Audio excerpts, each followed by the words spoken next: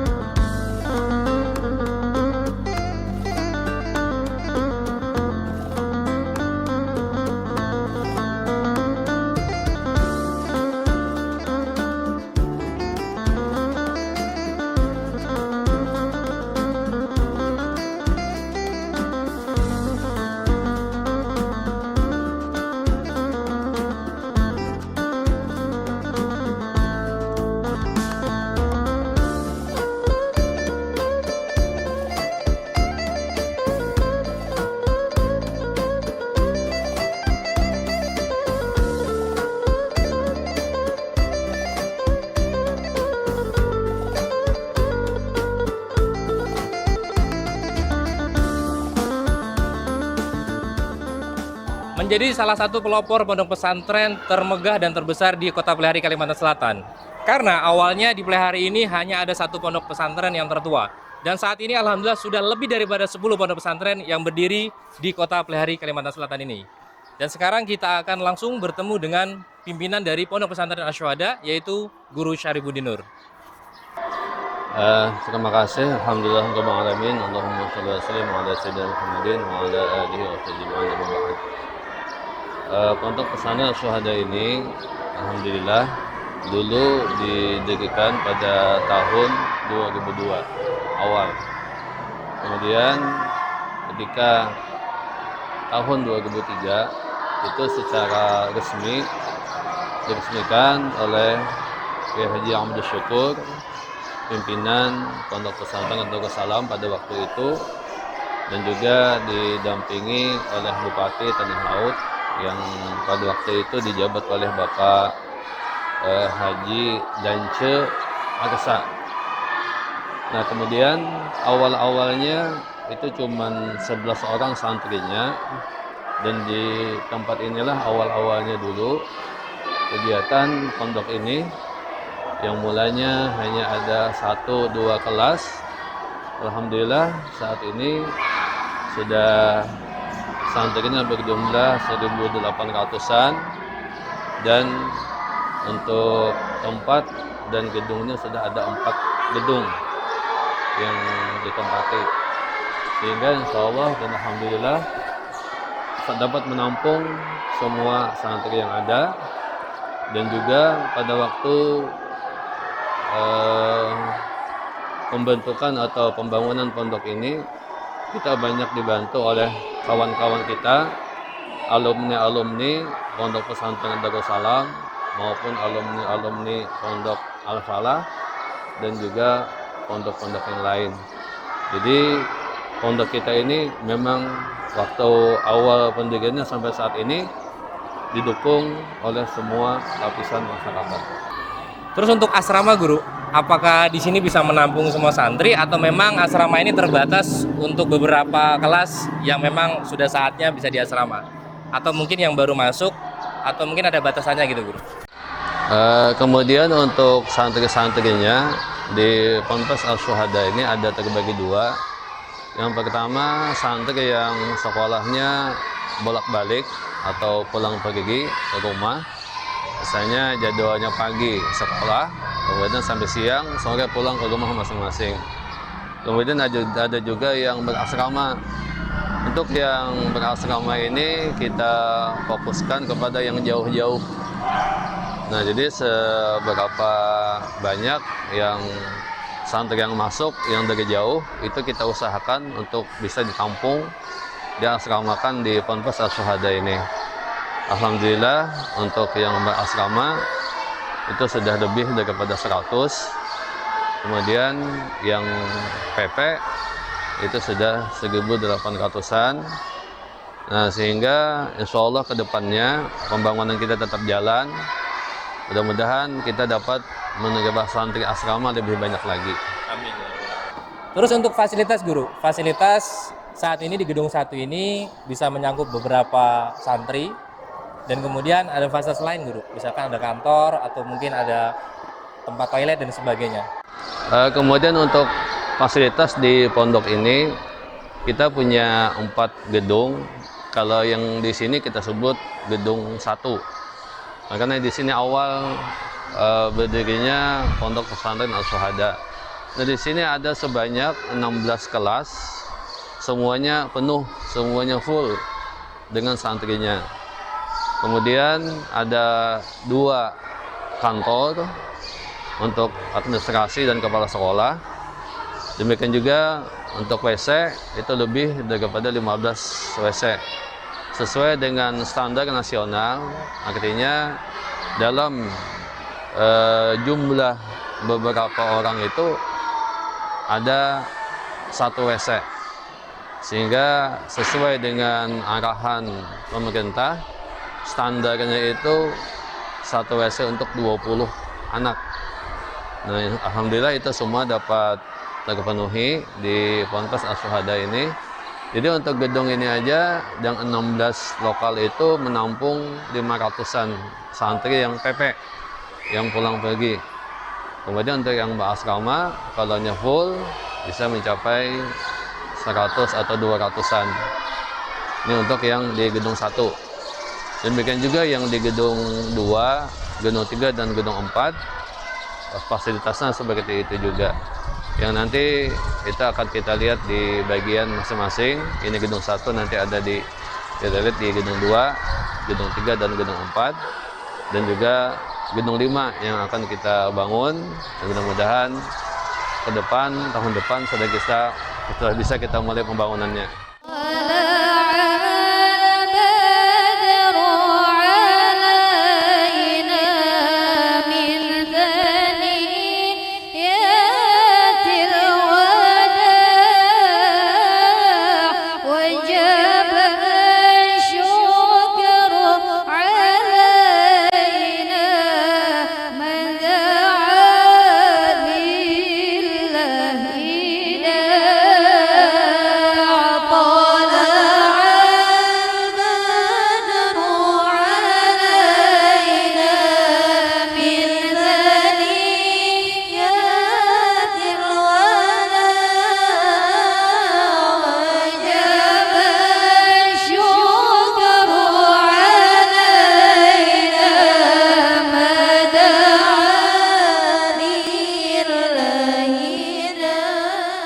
Saat ini kita berada di gedung 2 guru ya?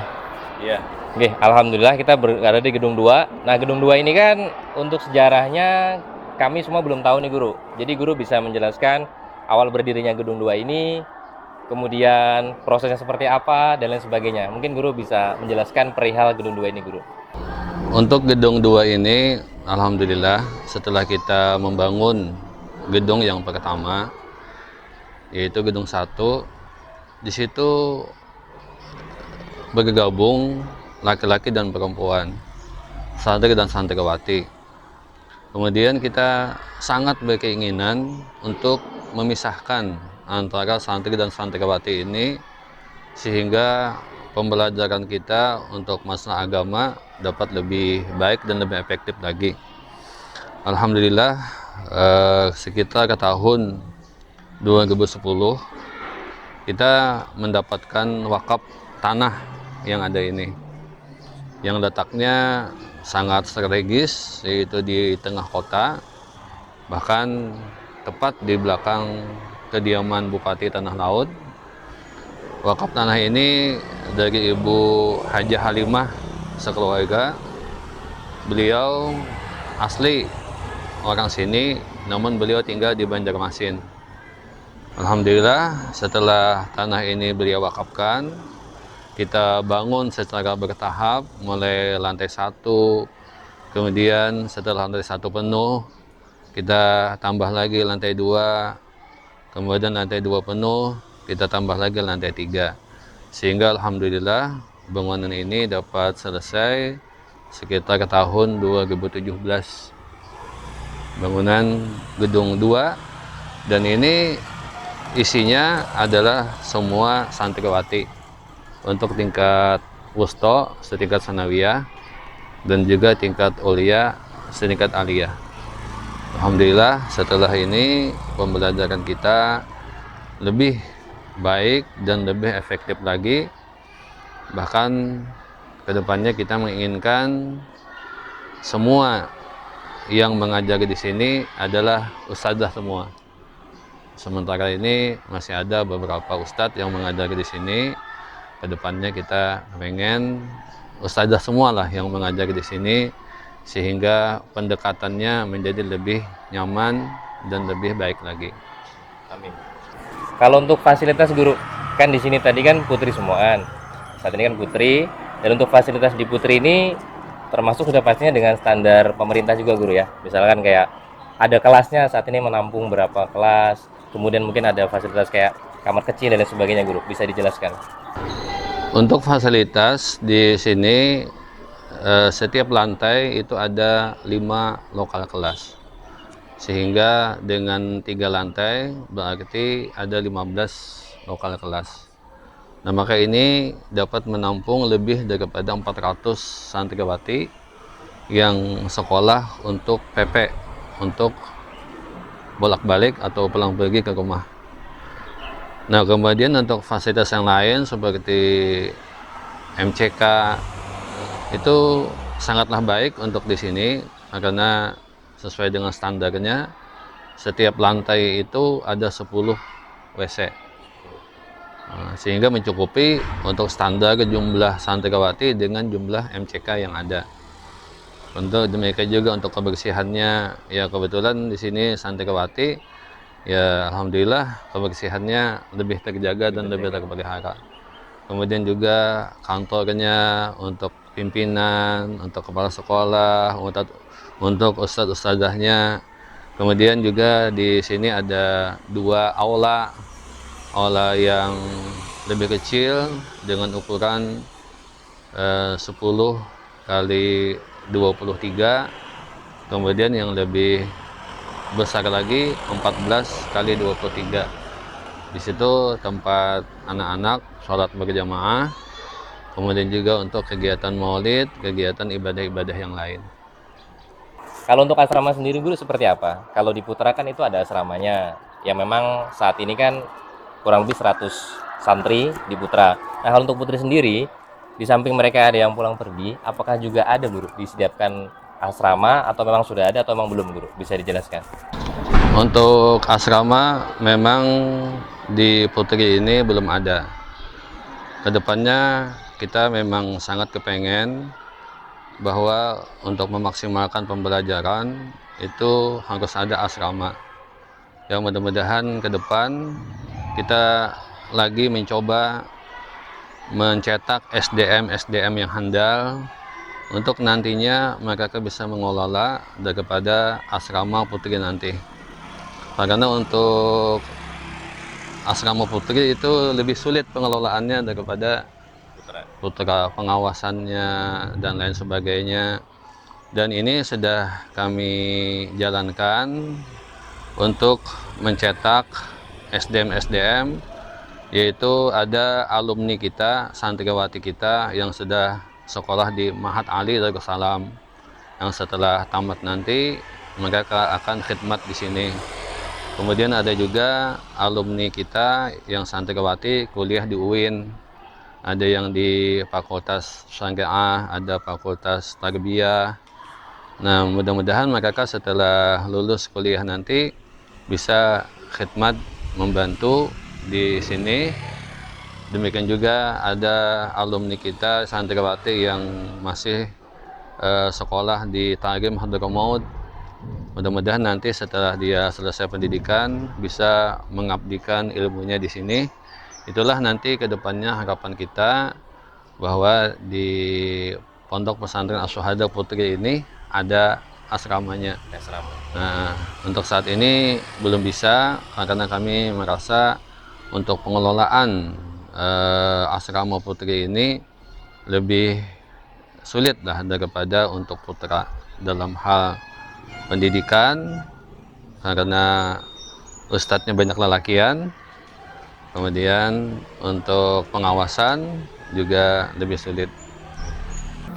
Saat ini kita berada di Gedung Putri, yang mana memang gedung itu berada di belakang kami. Di sana itu saat ini ditempatin untuk santriwati putri. Dengan jumlah lantai yang 2 lantai, untuk fasilitas yang ada di dalamnya ini kira-kira mencakup apa aja guru? Dan kemudian kalau kita lihat nih ya, dengan bangunan itu bisa menampung beberapa kelas atau beberapa santriwati guru. Untuk fasilitas, gedung ini memiliki 16 kelas yang dapat menampung santri, untuk dapat menampung santriwati itu sebanyak kurang lebih 400-an. 400. Nah, dan untuk kantornya ada 2, untuk kepala sekolah dan juga untuk dewan ustadz dan ustadzahnya. Kemudian untuk WC juga cukup, satu lantai itu ada 10 WC, jadi 2 lantai ada 20 WC di dalamnya. Cuman yang agak kurang itu adalah aula. Nah, karena tahapan pembangunannya kemarin itu terkendala dengan tanah, sehingga bangunan itu kita rencanakan tidak sesuai dengan apa yang kita inginkan. Tapi alhamdulillah tanah yang di sebelahnya dapat kita bebaskan, namun bangunan sudah ada, sehingga agak sulit untuk men-setting bagaimana supaya aula itu dapat luas. Jadi untuk kekurangan di gedung 3 ini adalah fasilitas aula untuk tempat berkumpul santriwati, baik itu sholat berjamaah maupun untuk ibadah-ibadah yang lain. Nah, tapi untuk kelas WC alhamdulillah itu tercukupi, dan juga alhamdulillah untuk ustadz dan ustadzahnya, kepala sekolahnya juga ruangannya tercukupi. Nah, kemudian dari semua bangunan kita yang ada itu terkendala pada masalah halaman. Nah, karena kita berada di tengah kota, kemudian tanah yang ada di tengah kota ini kan kecil-kecil, tidak ada yang luas. Ya paling luas mungkin 40 kali 40, itu aja yang kita maksimalkan. Nah, kemudian juga bangunan yang terpisah, walaupun berdekatan dalam radius 500 meter, cuma terpisah dengan rumah penduduk, terpisah dengan fasilitas umum. Nah, itu ya sedikit kekurangannya di Ponpes Asyhada. Cuman di balik kelemahan itu ada kelebihan lagi, yaitu sebaran daripada santri kita itu cukup bagus, sehingga kelihatan daripada syiar agama Islam di dalam kota.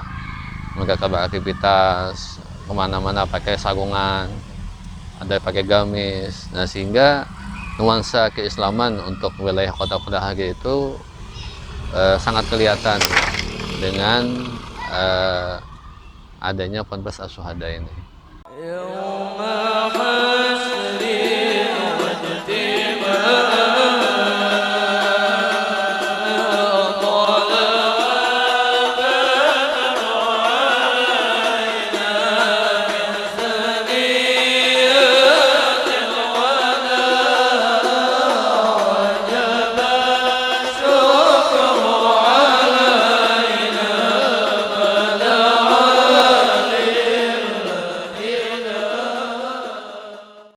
Jadi saat ini kita berada di depan gedung 4 Ponpes Asyhada.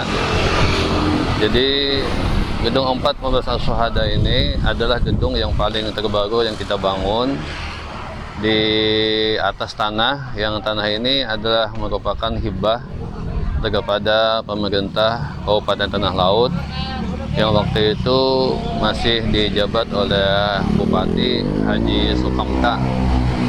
Nah, alhamdulillah begitu tanah ini dihibahkan kepada pondok, kami langsung membangunnya, dan alhamdulillah dengan dukungan dan bantuan masyarakat, demikian juga pemerintah, alhamdulillah bangunan ini dapat selesai dengan baik. Jadi untuk bangunan ini luasnya 27 kali 33 meter persegi, 4 tingkat, 4 lantai, kemudian ada 2 aula di lantai 1 dan aula di lantai 2. Untuk lantai 2 itu kapasitas aulanya bisa menampung lebih 1000 jamaah atau 1000 santri. Kemudian untuk jumlah kelas sebanyak 32 kelas semuanya. Jadi kalau untuk santri yang PP yang pulang pergi itu bisa mencapai lebih 500-an daya tampungnya untuk yang sekolah di gedung 4 ini. Untuk proses pembangunannya Guru, kan terlihat sekilas ya, pada saat kita melihat gedung ini kayaknya gedung yang paling instan, paling cepat proses pembangunan. Nah, kemarin ini butuh waktu berapa lama gedung ini bisa terbangun? Kemudian dengan yang istilahnya lantainya terdiri lebih tinggi daripada lantai lain, apakah ini fasilitasnya sudah pasti jauh lebih lengkap daripada gedung yang lain, Guru? Bisa dijelaskan? Untuk pembangunan gedung ini, karena ini kita membutuhkan cepat, maka dengan segala kemampuan kita yang ada, dengan usaha kita yang ada, alhamdulillah pembangunan ini dapat selesai dalam waktu 1,5 tahun. Kalau gedung-gedung sebelumnya, gedung 1, 2, dan 3 itu kita membangunnya bertahap. 1 lantai dulu, kemudian 1 atau 2 tahun kemudian lantai 2-nya, kemudian lantai 3-nya. Maka bangunan yang ini kita sekalian bangun langsung 4 lantai selama 1,5 tahun. Dan untuk biaya ya kurang lebih antara 7 sampai 8 M untuk biaya pembangunan, dan semuanya itu adalah hasil daripada sumbangan bantuan masyarakat. Tidak ada donatur utama dalam pembangunan ini, semua adalah bantuan, sumbangan, kepedulian dari masyarakat. Sehingga alhamdulillah dengan biaya sebegitu besar, dengan bangunan yang juga sangat besar ini dapat terlaksana selama 1,5 tahun dan langsung dapat kita tempati. Dan juga untuk fasilitas ya kelas yang bagus, kemudian WC, MCK yang tentu saja merupakan hal yang paling penting. Karena di pondok ini yang paling penting itu adalah WC, tempat wudhu, karena itu untuk kesucian mereka di dalam beribadah di dalamnya. Untuk WC, setiap lantai itu lebih 10 WC-nya setiap lantai. Jadi kalau 4 lantai berarti lebih 40 WC-nya. Dan alhamdulillah semua santri dapat dengan nyaman untuk ke WC, untuk qada hajat, dan juga untuk wudhu dan kegiatan yang lain. Saat ini kita berada yang insya Allah ini adalah gedung ke-5. Mudahan dengan doa Anda semuanya ini akan segera terwujud, tapi kita belum tahu lebih detail gedung ini nantinya akan diperuntukkan untuk apa, bangunan apa, dan sebagainya. Dan sekarang kita akan tanyakan langsung kepada beliau, selaku pimpinan dari Pondok Pesantren Asy-Syuhada, bahwa gedung ini Guru kedepannya mau dibuat sebagai asrama kah, atau misalkan kelas, terus kemudian nantinya kira-kira luasnya berapa dari tanah ini, mungkin Pian bisa menjelaskan. Di tanah yang ada ini insya Allah akan kita bangun gedung 5 Pondok Asy-Syuhada. Nah, karena tanahnya lumayan luas, yaitu kurang lebih 1 hektar. Kemudian mudah-mudahan bisa ditambah lagi dengan tanah yang di sekitarnya. Maka di sini kami merencanakan untuk bangunan asrama, khusus asrama Pondok Asy-Syuhada. Sebagaimana yang telah kami sebutkan di awal, bahwa gedung 1, 2, 3, dan 4 yang sudah ada itu kebanyakannya dipakai oleh yang PP. Yang sedangkan yang asrama ikut gabung di sana. Nanti ke depannya di lahan ini mudah-mudahan dapat secepatnya terbangun. Akan kita bangun gedung 5 yang di sini khusus untuk asrama. Sehingga santri-santri yang jauh ataupun yang dekat yang mau atau pengen berasrama dapat kita penuhi daripada keinginan mereka menuntut ilmu, cita-cita mereka.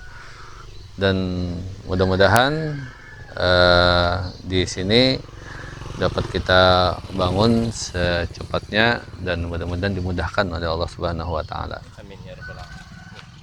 Kemudian gedung 5 yang akan kita bangun ini kita peruntukkan untuk yang berasrama laki-laki.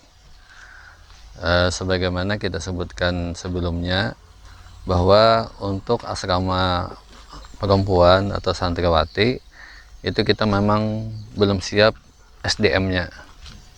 Kalau untuk santri putra itu kita SDM-nya cukup siap, sehingga kita tidak ingin berspekulasi dengan kemampuan yang ada. Jadi apa yang kita rasa mampu saat ini itulah yang kita laksanakan, yaitu pembangunan nanti mudah-mudahan dapat berjalan dengan baik. Setelah terbangun maka akan ditempati oleh santri putra yang berasrama. Kemudian untuk santriwati itu kita pertimbangkan. Yang jelas seandainya santriwati berasrama tidak di sini, pasti terpisah di gedung atau di lokasi yang lain. Nah, karena kita pengen sesuatu yang kita laksanakan, yang kita kerjakan itu betul-betul dengan perencanaan yang matang, tidak asal-asalan, tidak ikut-ikutan. Kalau memang SDM-nya kita ada dan mencukupi, maka pasti insya Allah akan kita bangun atau kita buka asrama untuk santriwati.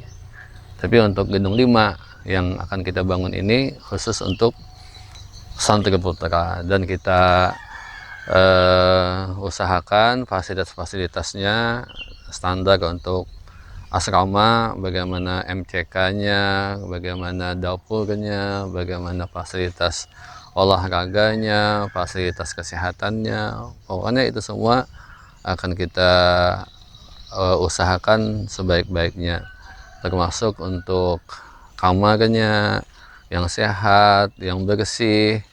Nah, kita tidak ingin apa yang menjadi image di masyarakat bahwa pondok atau asrama itu biasa kesannya kotor, kesannya tidak sehat.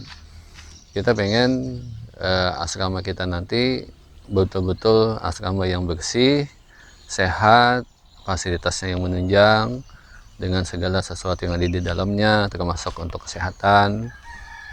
Jadi ya kita mohon doa kepada semuanya yang menyaksikan video ini. Mohon doanya, mohon dukungannya. Mudah-mudahan pembangunan ke depan dapat berjalan dengan baik dan dengan lancar. Ila hadrati sayyidina nabiyina Muhammadin sallallahu alaihi wasallam wa ala kulli niyatin salihah. Al-Fatihah.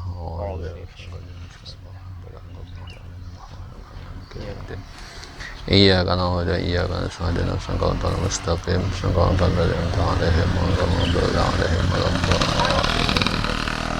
Amin amin amin. Bismillahirrahmanirrahim. Alhamdulillahirabbil alamin. Allahumma shalli wa sallim ala sayyidina Muhammadin wa ala alihi wa ashabihi ajma'in. Allahumma inna نسألك العفو والعافية والمعافاة الدائمة في الدين والدنيا والآخرة. اللهم أغننا بالعلم وزينا بالحلم وأخرنا بالتقوى وجملنا بالعافية. اللهم يسر أمورنا مع الراحة في قلوبنا وأبداننا، واقضي حاجاتنا وحاجات إخواننا المسلمين، فإنه لا يقضي حاجة أحد إلا أنت.